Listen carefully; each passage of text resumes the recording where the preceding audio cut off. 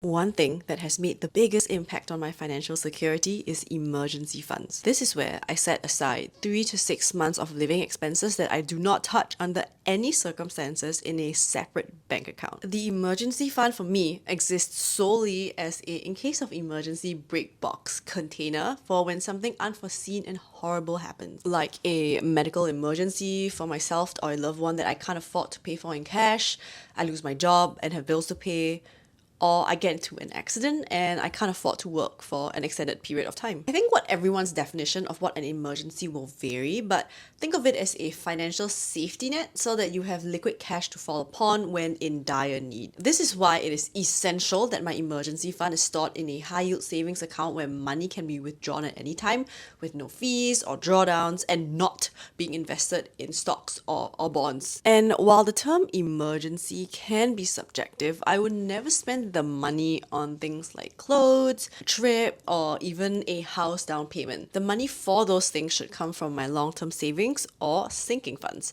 which I will be talking about tomorrow. So follow us here to keep up with the series and join our Telegram community for more money tips and conversations.